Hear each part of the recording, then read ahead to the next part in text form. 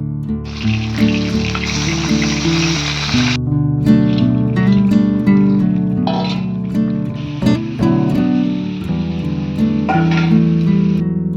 Everyone, good morning. Welcome to Sanchita daily lifestyle blog. আর আমি সঞ্চিতা চলে এসেছি একটা নতুন ব্লগ নিয়ে। দেখতেই পাচ্ছ সকাল সকাল লাল শাক নিয়ে হাজির হয়ে গেছি। সাথে রয়েছে পটল, আর আজকে বানাবো লাল শাকের একটা তরকারি। আর সাথে এই যে পটল আছে, পটল দিয়ে আলু দিয়ে মাছ দিয়ে ঝোল বানাবো। আর যেহেতু লাল শাকগুলো গোড়া সমেত ছিল, তো আমি লাল শাকগুলোকে ভালোভাবে কেটে বেছে নিয়েছি। আর তারপরেই বসে পড়লাম পটল কাটতে। আর পটলগুলোকে আমি ভালোভাবে খোসা ছাড়িয়ে খুব লম্বা লম্বা করে কেটে নেব, কারণ পটলের সাথে লম্বা লম্বা করে আলু দিয়ে মাছ দিয়ে একটা ঝোল বানাবো।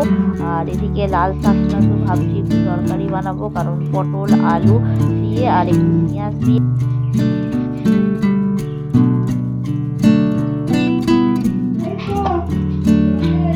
তো এদিকে সমস্ত সবজিগুলো কাটা হয়ে গেছে। দেখো ছোট ছোট করে পটল কেটেছি, সাথে আলুও কেটে নিয়েছি। আর গাছের কয়েকটা কাঁকরোল ছিল, কাঁকরোলটাও কেটে নিয়েছি ভাজা হবে বলে। আর এদিকে আমি শাকটা কেটে নিচ্ছি। আর ওদিকে আমি মাছটা নুন আর হলুদ দিয়ে ধোয়া হয়ে গেছে। তো শাকগুলো কাটার পর সমস্ত কিছু ধুয়ে চলে যাবো আমি রান্না বসাতে। আর দেখতেই পাচ্ছ লাল শাক খেতে বেশ দারুণ লাগে। আর লাল শাকগুলো আজকে বেশ টাটকা ছিল, তো ভাবলাম চলো আজকে তরকারি বানাবো। আর একটু মাছের মাথা আছে, মাছের মাথা দিয়ে লাল শাকের তরকারিটা বানিয়ে ফেলবো। তো দেখো শাকগুলো বেশ কেটে কেটে একদম ছোট ছোট করে পরিষ্কার করে রেখে দিয়েছি। তো এদিকে চলে এলাম রান্না করতে আর বসিয়ে দিলাম ভাত। তো ভাত প্রায় হব হয়েই গেছে। ভাতটা আমি এবার নামিয়ে নেব। তো ভাতটা আমি নামিয়ে নিয়েছি। আর এই যে ছাঁকনি আছে, ছাঁকনির মধ্যে আমি ভাতটা ছেঁকে নেবো। আর এদিকে দেখো কড়াই বসিয়ে দিয়েছি। আর কড়ার মধ্যে আমি প্রথমে মাছটা ভেজে নেবো, যেহেতু ঝোল বানাবো। তো প্রথমে ওই জন্য আমি মাছটা ভেজে নিচ্ছি।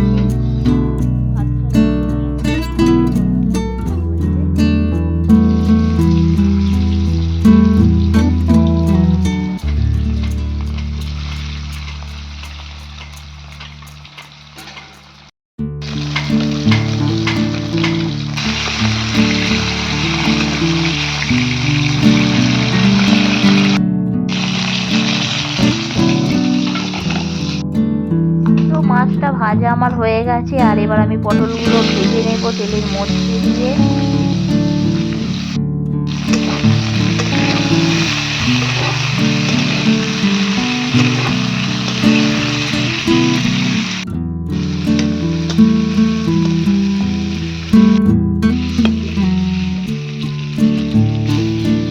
পটলটা ভাজা আমার হয়ে গেছে, পটলটা তুলে দিলাম। আর ওই তেলের মধ্যে দিয়ে দিলাম আলু, আর একটু ফোড়ন দিয়ে দিয়েছিলাম। তো আলুটা একটু ভালোভাবে ভেজে নিচ্ছি। যেহেতু পটলে একটু কালো কালো ছিল, তো সেই জন্য তেলটা একটু হালকা কালো হয়ে গেছে। আর এদিকে দেখতে পাচ্ছ আদা দিয়ে দিলাম। তো আজকে টমেটো দেবো না, একদম আদা আর সাথে 5 ফোড়ন আর একটু কাঁচা লঙ্কা দিয়ে আমি ঝোলটা বানিয়ে নেবো একদম কম মশলাযুক্ত।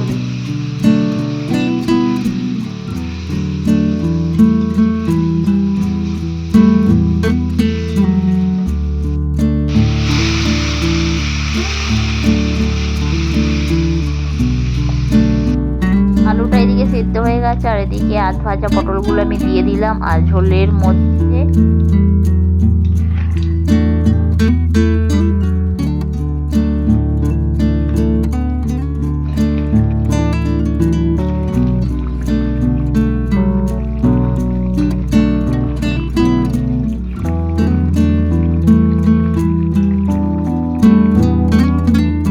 তো দেখো হয়ে গেল ঝোল। একটু কাঁকরোল কটা গাছের হয়েছিল, এটা কেটে নিয়েছি।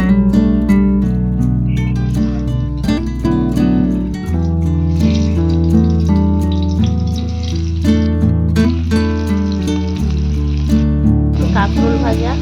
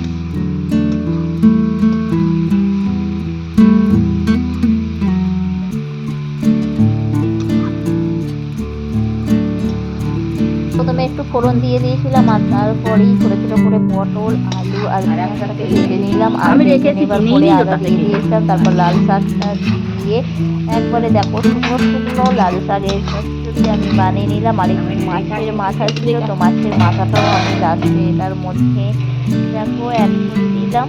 আর এদিকে মোটামুটি শাকটা আমার হয়েই এসেছে, তো শাকটাকে নামিয়ে নেব।